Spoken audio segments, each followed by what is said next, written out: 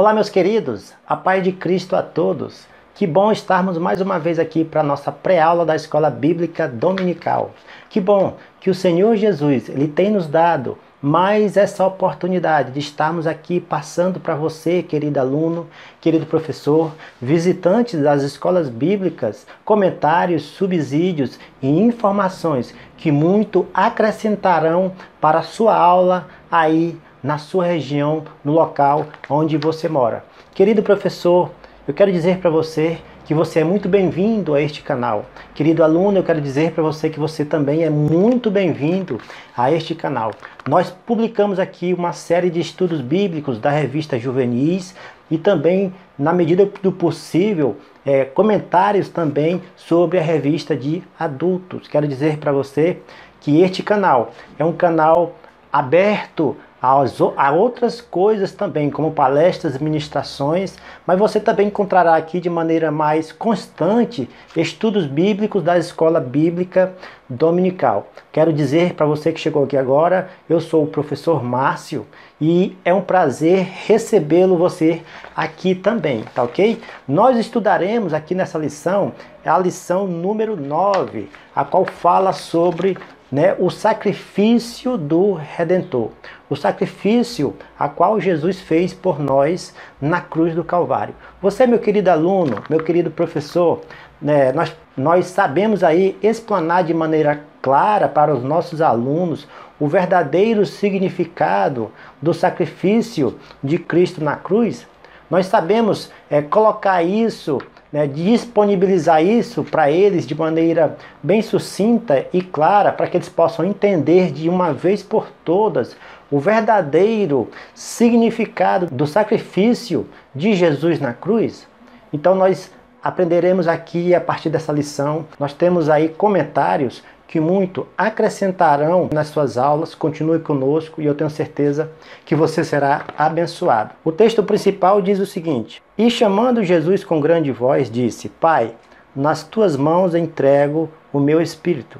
E havendo dito isso, expirou. Isso está escrito em Lucas 33, versículo 46. No ápice do seu sofrimento, Jesus Cristo entrega o seu espírito ao Pai, dando a entender o completo cumprimento do plano de salvação para a humanidade, dando a entender que o seu sofrimento, a partir daquele momento, se finda no momento em que ele entrega o seu espírito a Deus, no momento em que ele entrega a sua vida a Deus. Mas isso tem um significado muito profundo na vida de nós cristãos, na vida de toda a humanidade. Nós vamos ver aqui e prosseguir essa lição, para que nós possamos entender melhor esse tão perfeito sacrifício de Jesus na cruz por nós. A leitura bíblica em classe está escrito em Lucas capítulo 22, versículo 14 ao 22. O sintetizando dessa lição diz o seguinte: Os últimos instantes de Jesus foram marcantes. Ele se reuniu com seus amigos e mostrou-lhes o caminho para o futuro sem ele. Depois buscou a comunhão com o Pai por meio da oração em um jardim. Naquele lugar foi traído por Judas. Em seguida foi a vez de Pedro negar-lhe. Enfrentou um julgamento injusto, tanto pelos religiosos como pelo Estado. Foi açoitado e insultado, tomando sua cruz às costas. No Calvário pagou o preço da nossa redenção, conquistando uma grande vitória sobre o império do mal.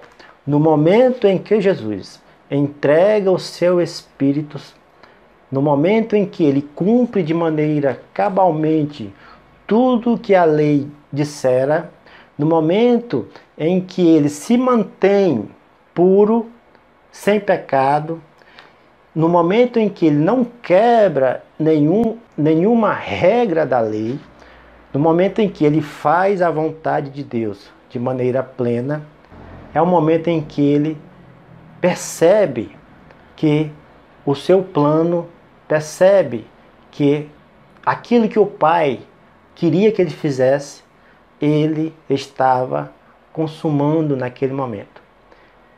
O homem justo sem pecado se faz pecador para que eu e para que você pudesse, por meio dele, se chegarmos a Deus.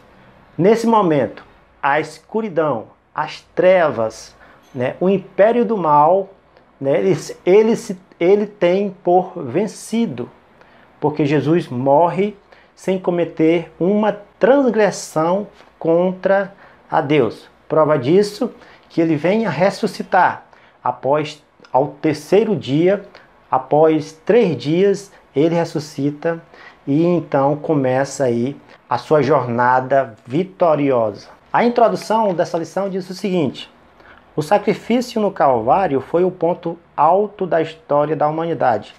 O nascer da salvação, relevante como o amor e único como a vida. Era o fim da estrada do Redentor e o começo da nossa, como filhos de Deus. Jesus não tinha essa responsabilidade. Poderia ter descido da cruz. E por que não fez?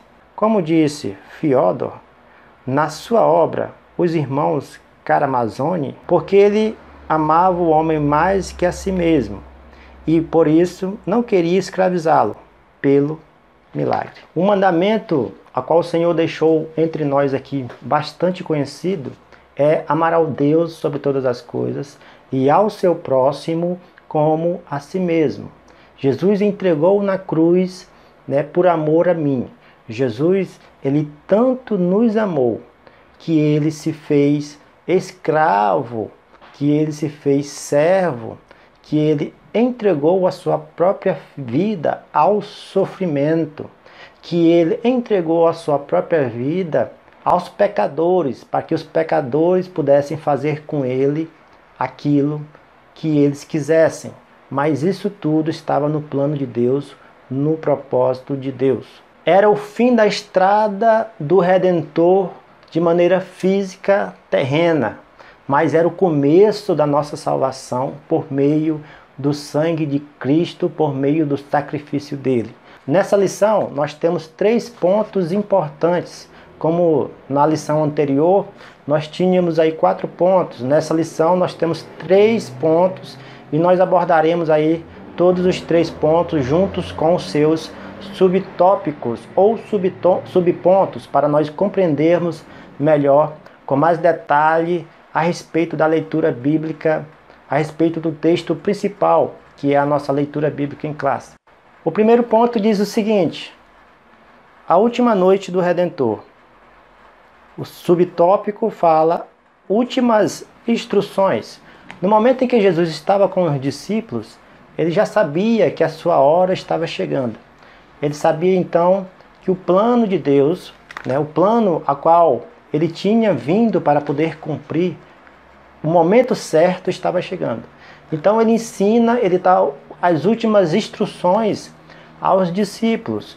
Na última Santa Ceia, ele fala que queria muito estar com eles, porque neste momento, né, ele iria fazer com que eles entendessem de maneira completa que ele o amava muito, que Jesus Cristo queria que os discípulos que ali estivessem pudessem fazer como ele tinha ordenado, pudessem fazer, né, pregar o evangelho da salvação como Jesus tinha ordenado, sobre tudo o que iria acontecer, e os preparou. Prova disso que os apóstolos, eles levaram tão a sério o que Jesus falou, que eles entregaram a sua própria vida por amor ao evangelho, excluindo apenas o apóstolo João, que pela misericórdia de Deus, ele morreu de velhice, mas os outros apóstolos, eles foram perseguidos, torturados e mortos por amor ao evangelho de Cristo, segundo a tradição da igreja. O segundo subtópico fala as últimas emoções. Jesus, ele teve uma emoção intensa nos últimos momentos antes da sua crucificação. Jesus, ele sofreu né, de maneira muito forte a agonia e a angústia a qual todos nós seres humanos passamos. Só que as angústias a qual Jesus sofreu foi muito mais intensa, porque aí ele começaria então a passar por algo a qual ele nunca tinha passado, a sentir dores a qual ele nunca tinha sentido, a sentir emoções a qual ele nunca tinha sentido. Ele estava com Deus na glória e com isso ele não sentia essas emoções carnais.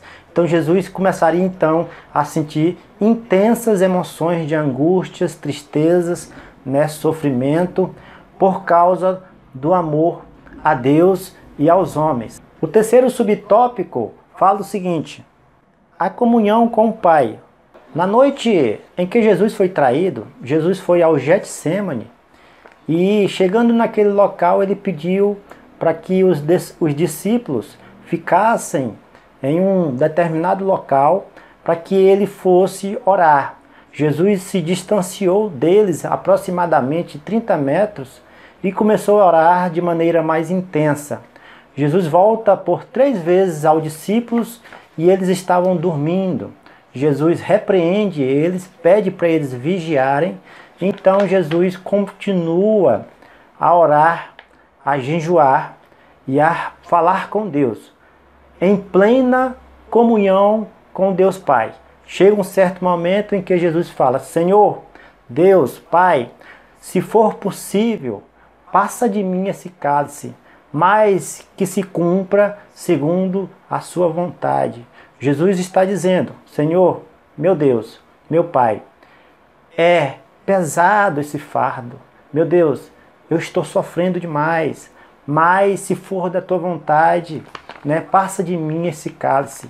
Imagine vocês, meus queridos irmãos, um pai olhando para um filho em sofrimento. O filho pedindo para que o pai pudesse cessar o seu sofrimento, né, pedindo para que o pai pudesse interromper aquele plano de salvação, aquele plano a qual eles tinham combinado na eternidade.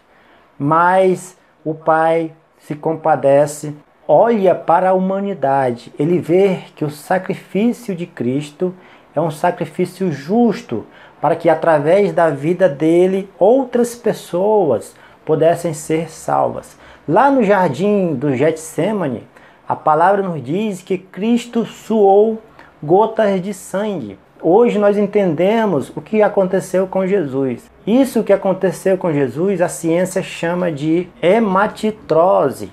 É algo em que os poros do ser humano, em um momento de sofrimento intenso, ele se abre ao ponto de suar gotas de sangue. O suor mistura com sangue e ele começa a suar gota de sangue. A ciência hoje entende como algo que pode acontecer no corpo do ser humano no momento de angústia, no momento de anseio, no momento de uma aflição aguda.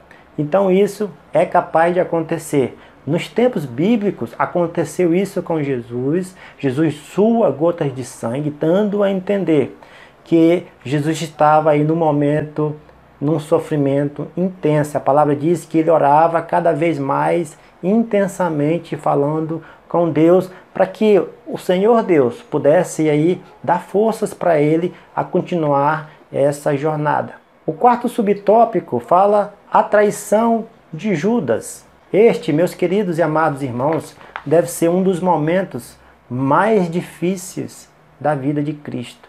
O próprio amigo, o seu amigo que comia com ele, que jantava, que ceiava com ele, que estava presente na intimidade com Cristo, ele chega um momento de se corromper por o dinheiro. Meus queridos, o dinheiro em si, a espécie, o dinheiro em si, ele não é maléfico, mas o amor que você sente pelo dinheiro, o apóstolo Paulo diz, que é a raiz de todos os males. O amor ao dinheiro, isso corrompe o coração do homem. Você ter dinheiro não é maléfico, mas você alimentar a ganância de ter mais coisas, isso sim é pecado e o amor ao dinheiro se torna, e o amor ao dinheiro corrompe o coração do ser humano. Foi isso que aconteceu com Judas. A palavra nos diz que Jesus Cristo confiou a Judas para que ele fosse então o seu tesoureiro. A palavra diz que Judas, ele tinha a bolsa, ele guardava todas as ofertas que as pessoas ofereciam ao ministério de Cristo. A palavra diz que Judas, ele era o responsável em administrar, os recursos financeiros de Jesus. E também a palavra diz que ele roubava da bolsa, ele tirava da bolsa aquilo que Jesus recebia em ofertas. Judas, por si só, já estava com o coração corrompido, roubando os recursos financeiros de Jesus. E isso foi apenas o pontapé inicial para que Judas pudesse entrar aí, Jesus, com 30 moedas de prata, entregar a Jesus o local onde Jesus costumava a se recolher para orar, para falar com o Pai. O quinto subtópico dessa lição fala a negação de Pedro. Jesus estava na casa do sumo sacerdote, na área, num pátio, e por 3 vezes Pedro foi questionado pelas pessoas que ali estavam se ele conhecia Jesus. Então Pedro nega a Cristo 3 vezes e após a 3ª negação, o Senhor de Deus, o Senhor Jesus de longe, olha para ele com o olhar de misericórdia. E Pedro então lembra de uma conversa que teve dias antes com Jesus, que antes que o galo cantasse, Pedro negaria ele 3 vezes. Isso se concluiu. Pedro, a palavra de Deus nos fala que Pedro sentiu um remorso tão grande. Nós entendemos que Pedro se arrepende de maneira sincera neste momento. E ele então é transformado, aí convertido pela palavra de Deus. O segundo ponto fala sobre o julgamento. O subtópico fala o julgamento religioso. Os líderes religiosos, eles queriam pegar Jesus de jeito. Eles queriam pegar Jesus de qualquer maneira. Através de testemunhas falsas, eles julgaram a Jesus. Eles tinham medo da popularidade de Cristo ser tão grande que tirar eles do patamar de autoridade. O sumo sacerdote, ele era, pelos religiosos da época, um alto escalão, uma autoridade religiosa.